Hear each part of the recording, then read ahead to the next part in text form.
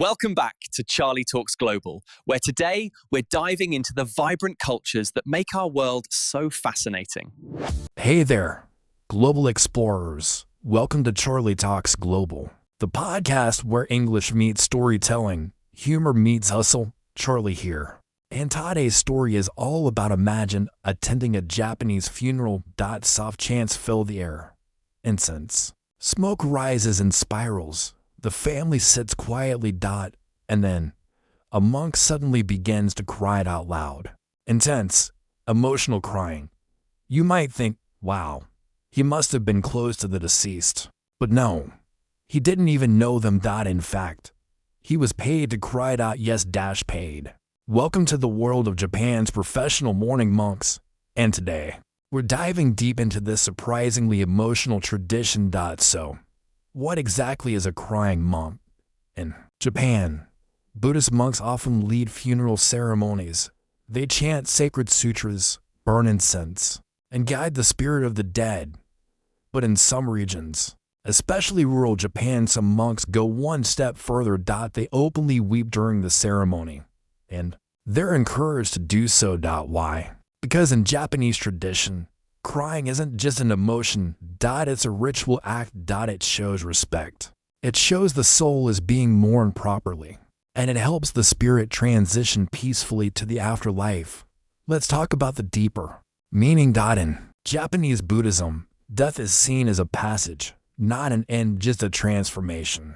The soul is believed to linger for a while after death, and during the time, it needs guidance. Crying helps. It's thought to wash away any lingering regret or negative energy. When monks cry, they aren't acting. They're performing a spiritual duty. Their tears are like prayers, silent, sacred, and powerful. Now here's where it gets more complicated. Yes, these monks often get paid. Japanese funerals can be incredibly expensive, with costs reaching over to million yen. That's more than $15,000. Families choose monks who are known for being especially emotional. The more heartfelt the performance, the more comfort it brings to the grieving family, and some monks are even booked months in advance. Because crying, well, that's an art. A high-level monk doesn't just cry randomly. He times his emotion with the rhythm of the chanting. He weeps at the perfect moment. It's a performance, but it's also sacred. Here's the cultural twist. In everyday life, Japanese society is known for emotional restraint. People don't usually cry in public. Even during tragedy, silence is seen as dignified. But at funerals, that all changes. Crying becomes socially acceptable, even necessary. The monk is not just leading the ritual. He is expressing what others feel, but cannot show. He becomes the emotional voice of the ceremony. In a society that often hides emotions, this makes the monk's role even more powerful.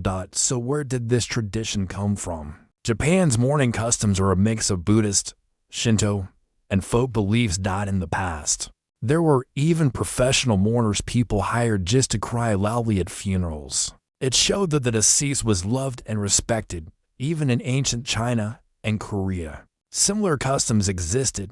Over time, the practice merged with monastic roles. In small towns, monks became the spiritual and emotional leaders.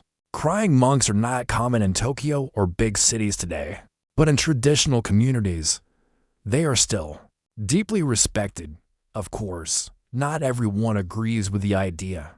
Some say it turns grief into business, that it's fake, that crying on command is insincere.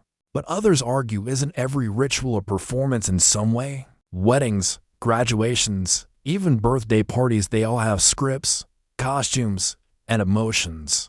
Why not funerals? And if a crying monk brings peace to a grieving family, does it really matter whether the tears are real? So now you know, in Japan, crying is not weakness. It's spiritual. It's respectful. And sometimes, it's a service you can book. What do you think? Would you pay someone to cry at your funeral? Would you want someone to cry for you even if they didn't know you? Let us know in the comments below.